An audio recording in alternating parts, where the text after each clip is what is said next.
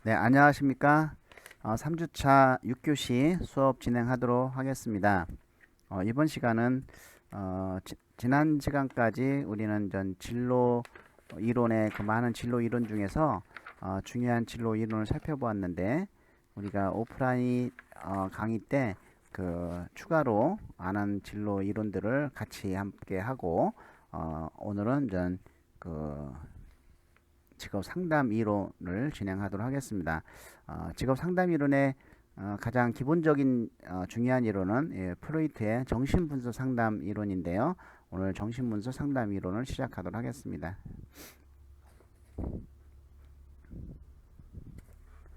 자, 프로이트의 정신분석 상담 이론은 뭐 여러분도 익히 잘 알고 있듯이 너무 많이 알고 있는 것이죠. 역시 저는 상담 이론에서 이 프로이드 정신분석 상담 이론을 빼놓아서는 안 되기 때문에 굉장히 중요한 의미가 있습니다. 자, 정신분석적 상담의 의의를 살펴보면 정신장애란 프로이드가 얘기한 정신장애란 어떤 무의식적인 성격의 서로 다른 부분 사이에서 억압된 감정에 의한 불안에서 기인한다. 그래서 이 억압된 감정에 의한 불안에서 기인한다고 이야기를 하고 있습니다. 상담의 목적은 그 각 개인으로 하여금 이런 무의식적인 욕구나 갈등을 의식적으로 인식하게 하거나, 뭐 자유연성이라든지 뭐 이런 걸로 해서 인식하게 하거나, 통찰력을 갖게 함으로써 어떤 정서적인 긴장감을 해소하고, 궁극적으로는 어떤 무의식적인 욕구나 갈등에 대한 자기 스스로의 통제력을 갖게 하는 것이죠. 이 정신분석적 상담의 목표는 내담자의 자아를 강화시켜 줌으로써 자기 이해와 자기 통제를 용이하게 하는 것이죠. 이 자아만 강하게 되면 이 현실 적응 능력을 높여주는 자아를 강화시키면은 어떤 본능이나 초자의 중간에서 잘 통제를 하고 그걸 극복할 수가 있기 때문이죠.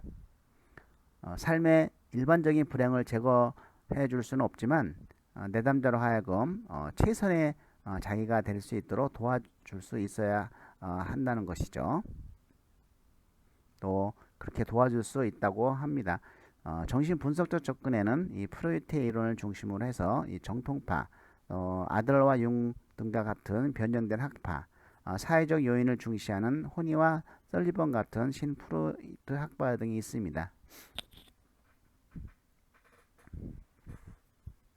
정신분석도 상담의 주요 개념을 살펴보면 두 가지 가정의 인간관을 살펴보도록 하겠습니다. 인간 행동은 생후 5에서 6년간의 어떤 비합리적인 힘, 이런 무의식적인 동기, 생물학적이고 본능적인 추동에 의해서 영향을 받는다. 그래서 인생 초기의 발달 과정을 굉장히 중요시하고 있습니다. 그래서 이제 결정론적 관점에 대한 이야기인데요. 자, 개인의 어떤 사고라든지 감정, 행동을 결정하는 이러한 정신적 원인의 실체를 규명하고자 하는 것이 어디에 원인이 있나, 이런 정신적 원인의 실체를 규명하고자 하는 것이 정신분석이 추구하는 궁극적인 목표다라고 볼 수 있습니다. 그리고 인간 행동을 결정하는 것은 어떤 환경의 외적 조건보다는 오히려 개인의 심리 내적 조건에 있다라고 하는 것이죠. 또 개인이 겪는 갈등은 그 내부에 존재하는 어떤 정신적 원인이 작용한 결과이므로 그 원인이 제거되지 않는 한 이러한 심리적 문제는 결코 해결되지 않는다라는 것이죠. 그래서 그 원인이 무엇인지를 찾아서 그 원인을 제거해 줘야지 이러한 심리적 문제가 해결된다는 겁니다. 생애 초기 5년에서 6년 동안의 이 발달적 경험을 굉장히 강조했고요. 과거 어린 시절의 경험과 이러한 심리 성적 에너지는 동기와 갈등으로 잠재되어 있다가 개인의 어떤 현재 행동에 영향을 미친다는 겁니다. 그래서 어린 시절에 내가 어떤 경험을 갖고 있었는지 굉장히 뭐 억압된 감정, 또 자기가 불쾌한 감정, 이런 것들을 그 무의식 속에 다 집어넣으면은 나중에 그것이 어떤 동기와 갈등으로 잠재되어 있다가 개인의 현재 행동에 영향을 미친다는 겁니다. 두 번째는 이 무의식의 영향, 엄청나게 큰 거죠. 무의식의 영향. 비이성적인 시민 본능적 충동이나 어떤 무의식적 동기가 인간의 행동을 결정한다. 그래서 그 6세 이전에 어떤 결정된 존재가 아니고 6세 이전에 그런 경험이 어떤 본능적 충동이나 무의식적 동기에 인간의 행동이 결정되기 때문에 결정론적 인간이라고 하는 겁니다.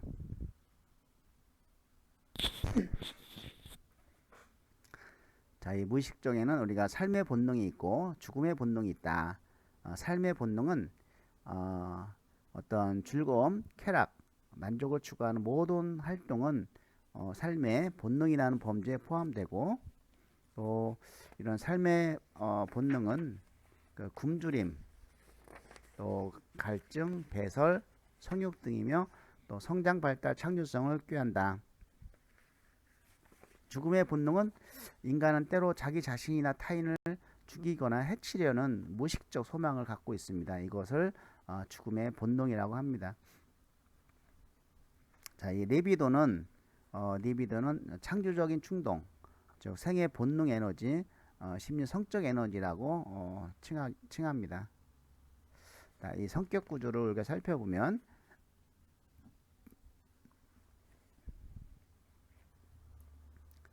이 성격 특성은 리비도가 어디에 더 많이 집중되어 있느냐에 결정되죠. 원초에 더 많이 집중되어 있냐, 자아에 집중되냐, 초자에 집중되어 있느냐, 이거에 의해서 성격 특성이 결정된다. 자, 본능.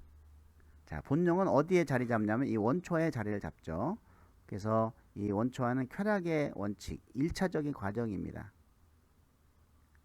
그래서 생물학적 구성 요소로서 이런 심리적 에너지의 원천이자 어떤 생득적 또는 생물학적 반사 및 이 충동과 본능이 자리 잡는 곳이다. 충동과 본능이 자리 잡는 곳, 요 원초합니다. 가장 강력한 힘을 가지고 있죠. 또 이 쾌락의 원리에 따라서 고통을 최소화시킨다. 내가 고통스러우면 그런 쾌락의 원리에 따라서 확 저질러 충동을 일으키는 거죠.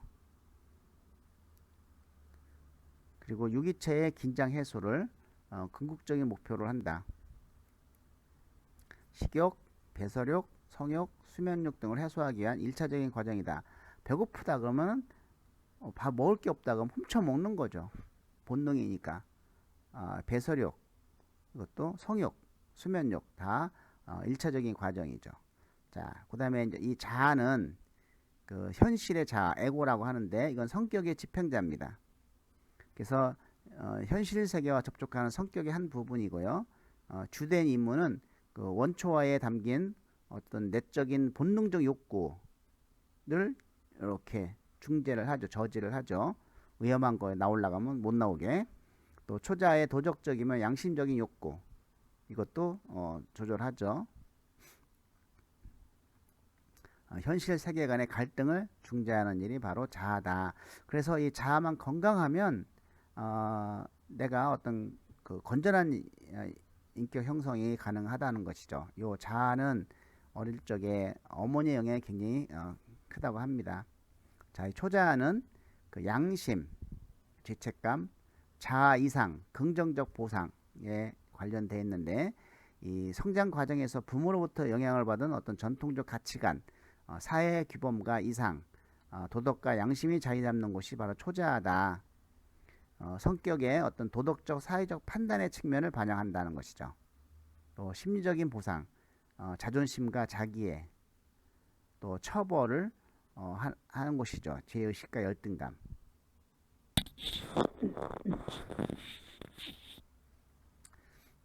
자, 그래서 원초와는 쾌락을 지향하고, 자아는 현실을 추구하고, 초자아는 완전과 완벽을 지향하고 이상을 추구한다. 이렇게 일단은 이해를 해주시고, 자, 의식 수준은 의식과 전의식과 무의식 너무 많이 아는 거기 때문에 그냥 간단하게 지나가도록 하겠습니다.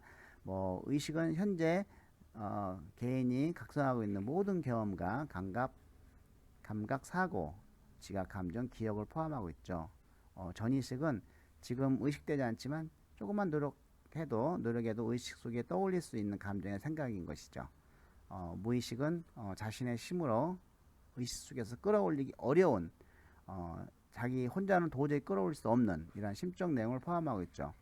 용납될 수 없는 생각, 감정, 기억 혹은 충동이 억압되어 있는 곳이 바로 무의식이다라고 볼 수 있습니다.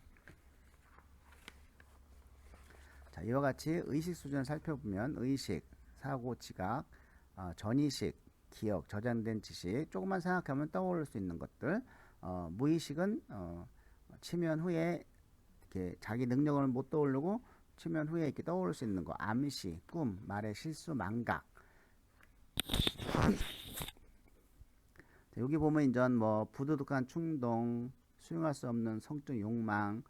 그래서 이 무의식에 대한 거를 한번 예를 들어보도록 하겠습니다.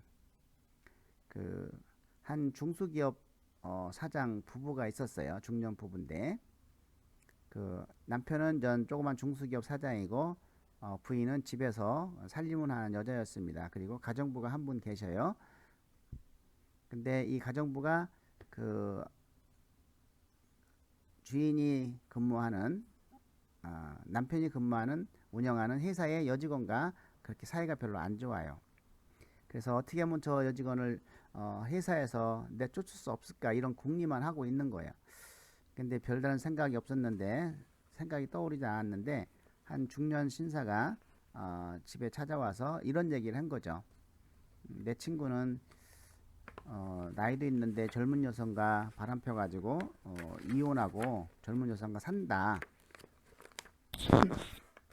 이런 얘기를 듣자마자 아이디어가 떠오른 거죠. 그래서 부인에게 편지를 쓴 거야. 당신 남편이 회사 격리 여직원하고 이런 사이다 라고 편지를 썼더니 뭐 집안이 난리가 난 거죠. 그래서 뭐 자기 남편도 불러가지고 닥달했을 거 아닙니까. 격리도 닥달하고. 그랬더니 이제 결과는 이런 가정주부가 꾸민 이야기라는 것이 밝혀져서 결국은 가정주부는 이제 해고되고 일은 종료가 됐어요. 사건은. 근데 이게 정말 종료가 됐을까요? 이제부터 사건은 시작인 거죠. 설마 아니 땐 굴뚝에 연기 나랴. 점점점 자기 남편을 의심하게 되는 것이죠. 이것이 이제는 의부증으로 이제 오른 건데, 그래서 가족들이 설득을 해서 뭐 심리치료 받자 그래도 안 갔는데 큰 사이가 설득을 하니까 설득이 된 거예요. 그래서 병원에 가서 자기 무의식 속에 있는 것을 끄집어내니까 놀랄만한 이런 수용할 수 없는 성적 욕망이 담겨 있던 거죠. 자기 큰 사이를 사랑했던 겁니다. 근데 그거는 어떻게 사회적으로 용납할 수 없는 거기 때문에 어떻게 해요? 무의식 속에 집어넣은 것이죠. 그래서 자기가 그런 마음을 갖고 있기 때문에 이거를 남편에게 투사를 하는 거예요. 남편도 그럴 것이라고 보는 거죠. 그래서 이제 우리가 투사라고 이제 하는 겁니다.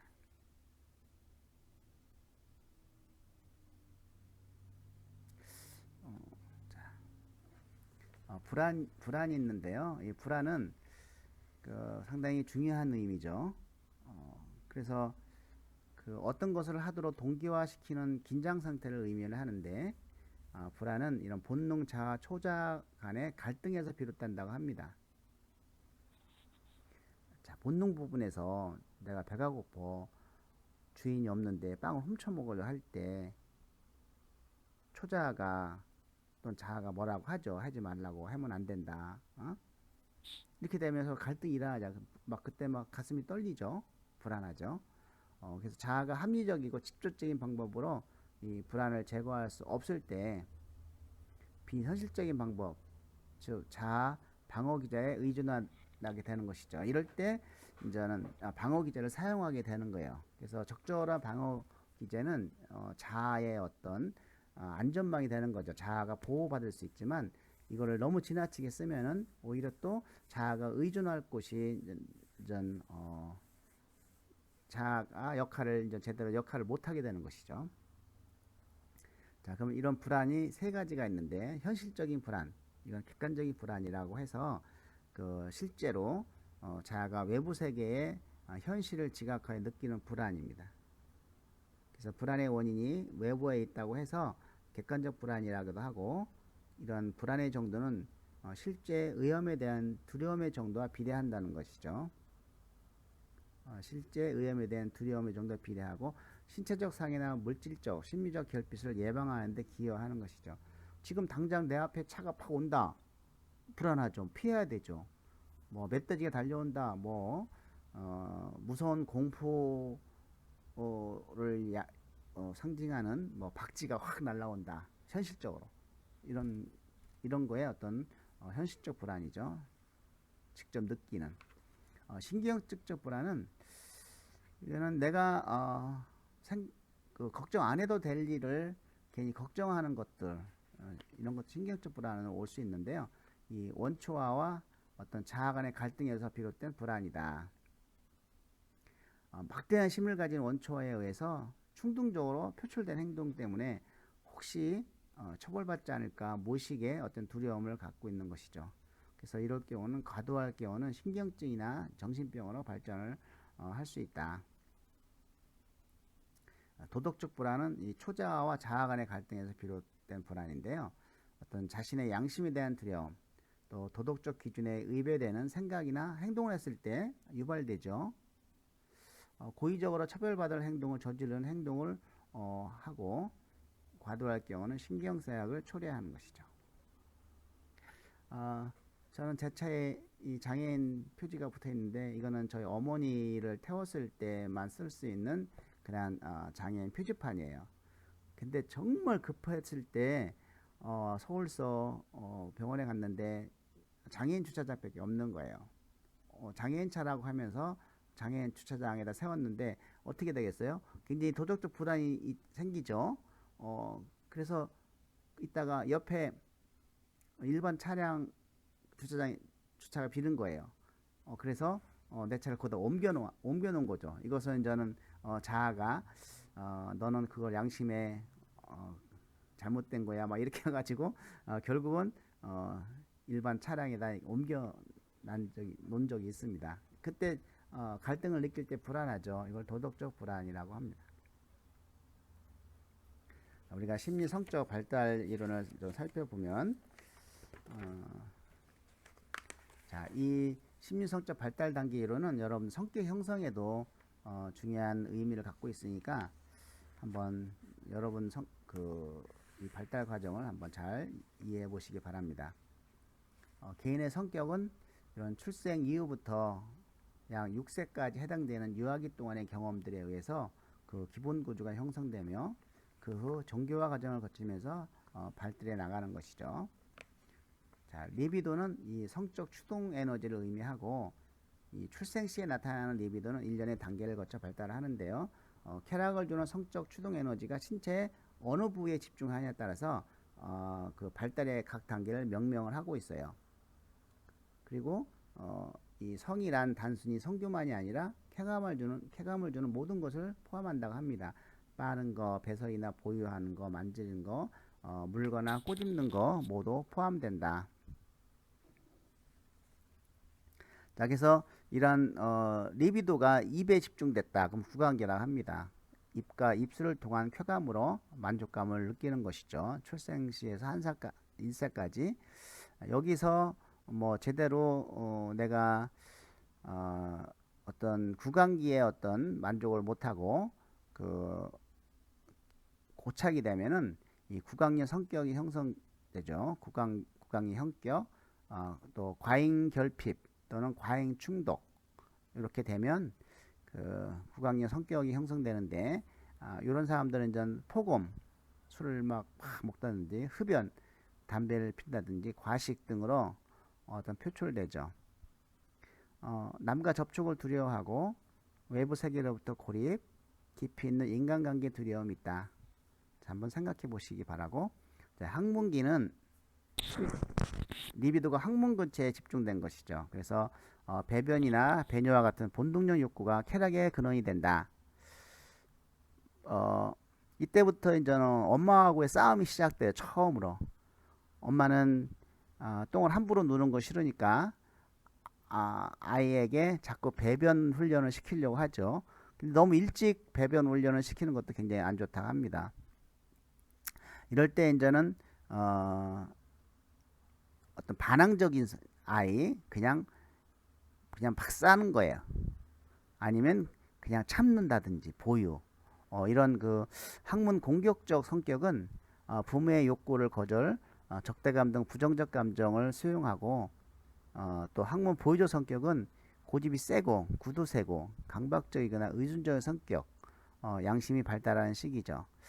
그래서 굉장히 아주 깔끔을 떨고 강박증이 좀 있어요.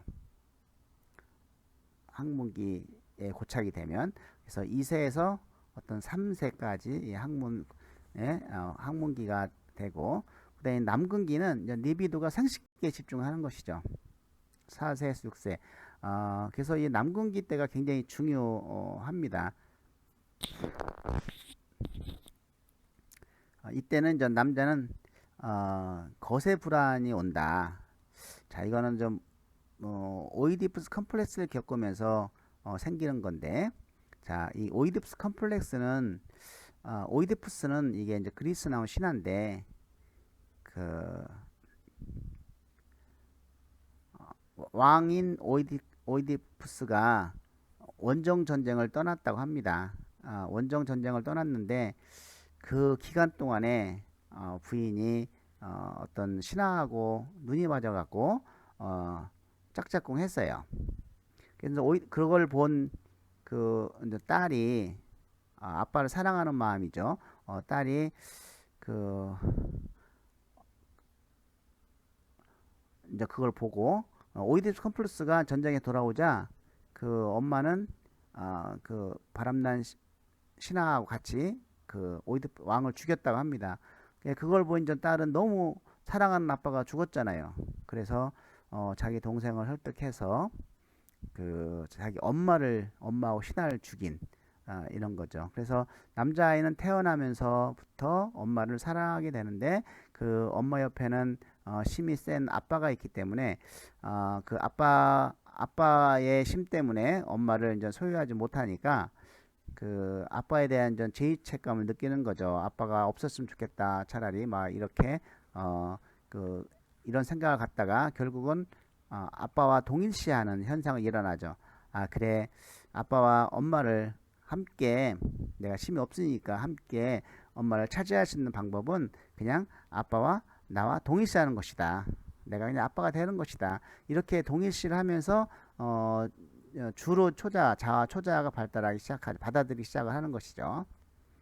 또 여자는 남근 선망을 갖고 있습니다. 그래서 그 여자는 엘렉트라 컴플렉스를 겪는데, 이 엘렉트라 컴플렉스는 그 여아는 태어나면서 이제 아빠를 사랑하게 되는데 역시 아빠 옆에는 엄마가 있지 않습니까? 그래서 이 엄마와 아빠를 함께 소유하기 위해서는 어떻게 해요? 엄마를 받아들이는 작업을 하죠. 이것을 동일시라고 하는 것인데, 그래서 어머니와 동일시를 통해서 이 초자가 발달된다라고 하는 겁니다. 그래서 남근기 때 그 자와 초자가 상당히 많이 발달된다는 거 우리가 좀 기억을 해주고요. 자, 잠복기는 이제 리비도가 휴지기에 접어들기 때문에 어떤 성적이고 공격적인 욕구, 충동적인 욕구가 외부적으로 표현되지 않고 통제되는 시기죠.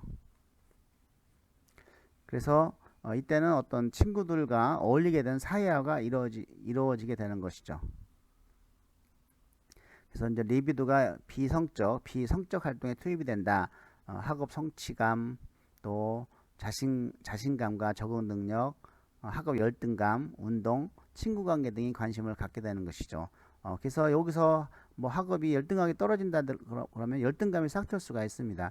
7세에서 12세까지의 어떤 잠복기가 이루어지고, 그리고 이제 생식기라고도 하고 성기기라고도 하죠. 사춘기 이후 급격한 신체적 성장에 따른 어떤 그 호르몬의 변화, 이전 단계에 잠재되었던 내비도가 다시 이제 활성화돼서 그게 다시 성적 욕구가 강해지고 그 이성에 대한 관심과 인식이 증가하게 된 시기죠. 이때는 이제 이성에 대한 관심이 증가하게 돼서 그 부모로부터의 심리적인 독립, 성숙한 이성관계 확립, 독자적인 정체성의 모색. 이때 어떤 이런 것이 성립이 안 되면은 이렇게 건전한 어떤 그 사랑을 하기 어렵다 이렇게 이해하기도 합니다. 자, 이번 시간에 이제 프로이드에 대해서 개괄적으로 설명을 드렸습니다. 요 심리 성적 발달 단계를 우리가 기억을 하고 프로이드의 어떤 무의식 결정론적 측면 이런 것들을 잘 우리가 그 기억을 했으면 좋겠습니다. 네, 그럼 3주차 교육을 모두 마치고 4주차 그 어떻게 될지 모르겠지만은 우리 다 같이 강의장에서 만나기를 희망합니다. 예, 수고 많이 하셨습니다.